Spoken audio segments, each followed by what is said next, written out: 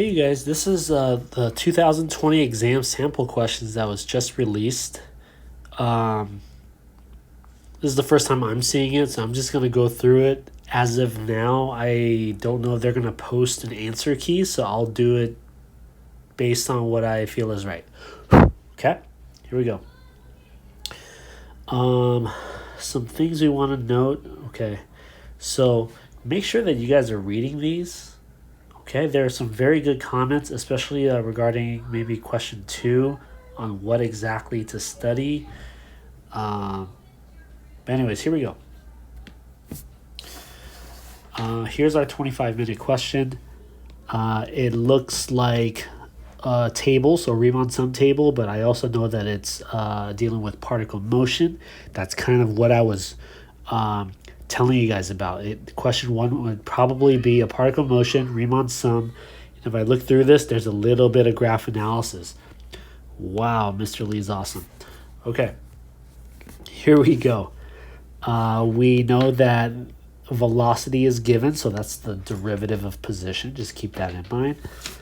Okay, so here's part A. Justify why there must be at least one time in between 0.3 and 2.8 at which the acceleration is equal to 0. Okay, so, well, first off, these types of questions I wouldn't do first. Okay, usually these are the more complex ones, but if you've been dabbling with these types of questions throughout the past FRQs, then it should look very familiar. So it says explain why there must be a time t.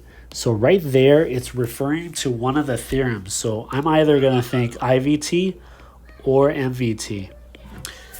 IVT I'm going to use if I'm sticking with the same function. So here I'm given v of t, but then they talk about v prime of t, so I know it can't be IVT, okay?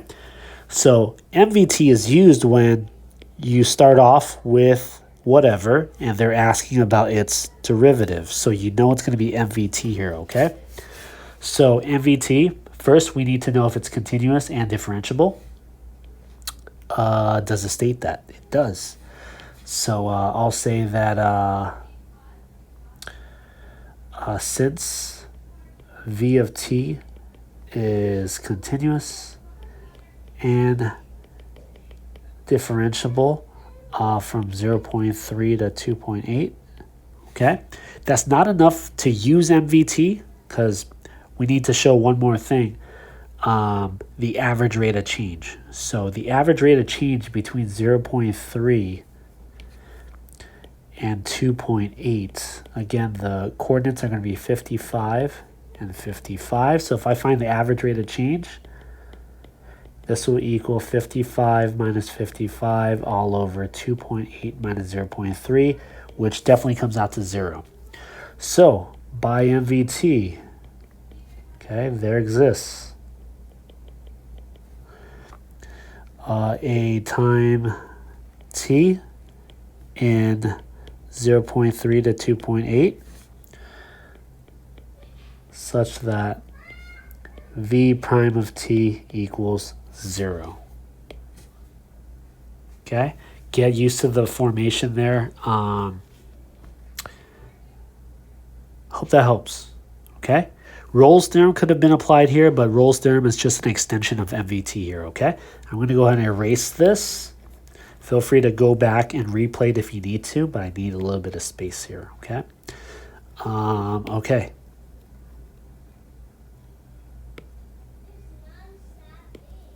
All right, here we go. Part B, use a trapezoidal sum, okay, with 3 subintervals from 0 to 0.3, 0 to 0.3 to 1.7, and 1.7 to 2.8. Notice how they don't use the entire table. Very tricky, okay? So here we go. I'm going to have 3 different sums. I'm going to have 1/2 the height times the sum of the 2 bases. 1/2 the height times the sum of the 2 bases. 1/2 height times the sum of the 2 bases, okay? Now the heights, the 3 different heights are going to be the horizontal distance. So From 0 to 0 0.3 is 0 0.3. From 0 0.3 to 1.7 is 1.4. From 1.7 to 2.8 is 1.1. Okay?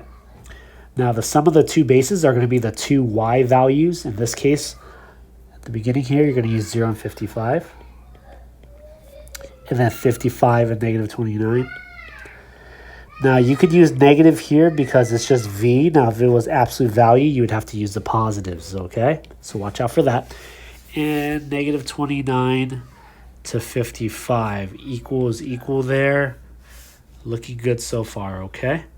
Okay, here's part C. They introduced this continuous function f, which is defined, okay, from negative 6 to 5. Right away, I need to recognize that the graph represents f, okay? There's a quarter circle that's centered at 5, 3, so they just want you to know that that is a quarter circle there. And that this point right here specifically is going to be 3, 3 minus rad 5. It doesn't exactly touch that corner right there, okay? Okay, here we go. If the integral of f of x from negative 6 to 5 is 7, find the value of negative 6 to negative 2. Okay? So you guys have seen this in the last exam, but they're just combining it. I'll refresh you anyways. So if you want to go from negative 6 all the way to negative 2, you could break that up into fragments. You could actually just go from negative 6 and then to maybe, hang on, I'm confused. Negative 6 to 5, sorry about that, is the same thing as going from negative 6 to maybe negative 2, and then continuing from negative 2 all the way to 5.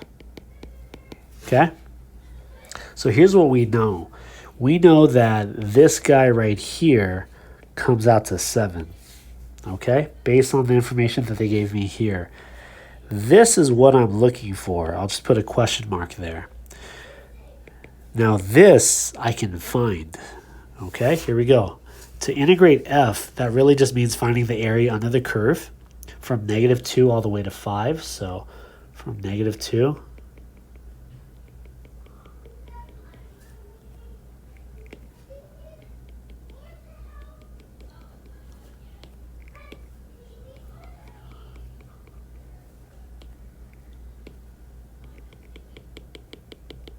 Okay, why did I color code this, okay? So in theory, if you found all of these areas here and chunked them together, you would get an answer, okay? But by now, you should recognize exact areas here. So if you notice, the purple has the same opposite area, so you know that's going to come out to 0. Same thing with the blue areas. It has the exact same opposite area there. So really, you can just ignore that. Okay? So that could save you a lot of time. So really, we're just looking at these two different shades of green here. Now, the first shade of green is a trapezoid laid down sideways. It's going to be 1/2. The height is going to be 1. The sum of the two bases is going to be 1 and 3. All right? Now, the lighter green is a little bit more challenging.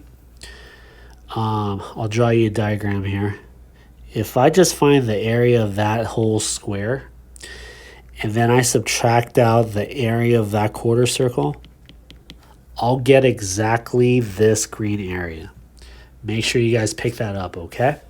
So the area of that square, the square looks like it has a dimension of 3 by 3, so base times height is that square. And I'm going to subtract out the area of that quarter circle, which is pi r squared over 4, because it's a quarter circle. The radius looks like it's a radius of 3. And there you go. Okay, so, oh gosh, okay. So everything in orange here, plus 1/2 times 1 times 1 plus 3, plus the 3 times the 3 minus the pi 3 squared over 4. Whatever that comes out to, let's just call it, and you wouldn't do this on your test, but let's just call this answer B. Whatever that comes out to, that's going to be this right here. Okay, the area of f from -2 to 5. So really, just to get this question mark here, to find this, the question mark would just be really 7 minus whatever that b is. Okay, and that's it for part C. All right, let's keep going. Okay, so here in part D, you would just rewrite this. You would pull out the 2, f prime of x dx, and then you're integrating 4 dx from 3 to 5. All right. What happens when you integrate a derivative? You get the function. Okay. And what happens when you integrate 4? You get 4x. Okay, so this is really just 2 times f of 5 minus f of 3. We're going to plug in our upper minus our lower. Same thing here. 4 times 5 minus 4 times 3. F of 5, according to our picture, is 0. Minus 3, according to our point, is 3 minus rad 5. Okay? This is enough for equals equal. I'll just draw an arrow there, since you guys have seen this at least once, okay? Okay, let's keep going. So really, if you notice, they're just compacting a couple questions into one. Okay, it doesn't make it any more difficult. Let's keep going. So we have C and D done. E, the function g is given by g of x equals. Okay, so now they introduced that g is the integral of f. Find the absolute maximum of g. Okay, so right away, absolute maximum, I know it has to occur at the endpoint. So in this case, it's -2 and 5. And at a critical number, which is where the derivative is 0. The derivative of g is going to be f of x. Again, I'm moving a little bit faster, but just go back, replay it if you need to, okay? So I need to see where f of x is 0 according to my picture here. F of x is 0 at a couple of places. Right here, but if you notice, we're looking for everywhere in between -2 and 5, so we really don't need to consider 5 here, but it is 0 right here and right here, so at -1 and at 0.5. You know it's 0.5 because it's linear, okay? So here's the thing. If you study this, this graph goes from positive to negative values. And this point here goes from negative to positive. We're looking for an absolute max. So this right here is a local minimum. There's no way that a local minimum can be an absolute maximum. So we could actually rule that one out and only just focus on this local max right here. Okay? So we could save a little bit of time. And we're trying to find the absolute max of g, which is the integral of -2 to x of f of t dt. Okay, I won't do all of these. G of -2 is going to be the integral from -2 to -2.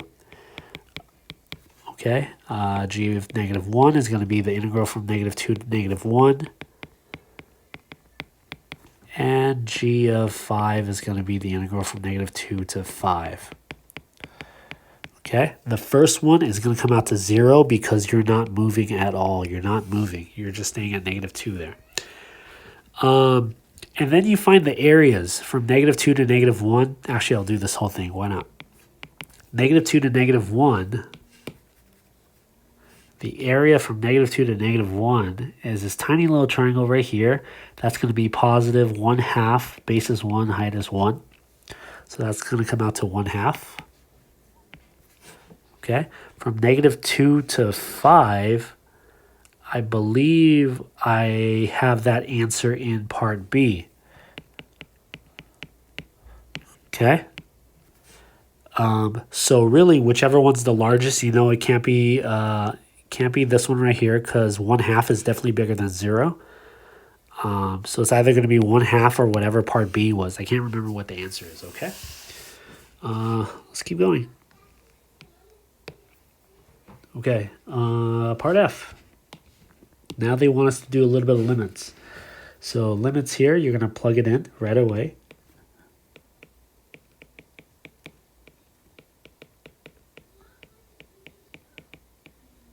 Okay, so 10 to the first power is 10 minus 3 times f prime of 1.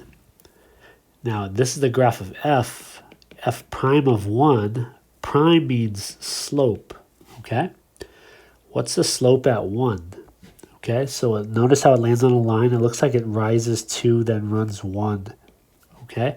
So the slope here is a positive 2 over 1, which is positive 2. All over f of 1. Now f of 1, the location is 1 comma 1. And arctan, joke's on them, we don't need to do anything because we know this is not going to come out indeterminate, so we're all done.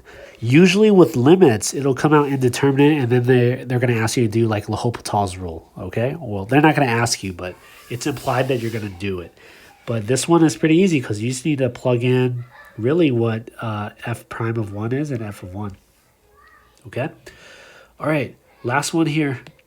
Part G. Suppose that g of x, okay, so they reestablish that g of x is the integral of f from -2 to x, is the rate of change in g increasing or decreasing. Okay. Let's translate this real quick. The rate of change in g. Rate of change means derivative. So this right here is g prime. You want to know if g prime is increasing or decreasing. How do you know if something is increasing or decreasing? You have to check its derivative. So its derivative in this case would be g prime prime. And we want to check to see if it comes out either positive or negative. Okay, so here we go. G prime of x is f of x, as stated before. So g double prime of x is f prime of x.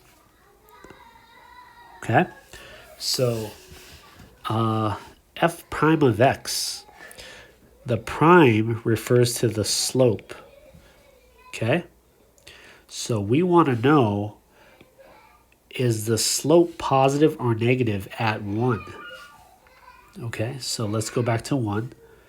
When you're at 1, notice how this line is going upwards. So you know that slope is going to be positive. Okay, so you're going to say g, I'll use their words, the rate of change in g is increasing since f prime is greater than 0 at t equals 1. There you go. Okay, that's it for the first question. That's pretty much it for this video. Again, they do tell you some notes for question 2. They tell you that it's 15 minutes and they encourage you to practice FRQ 4 and 6 from the 2019 exam. Okay, now usually they don't do this. So if they're telling you to study FRQ 4 and 6 from the 2019 exam, they're pretty much giving you a wink right here. Okay, so check it out. Let me know what you think.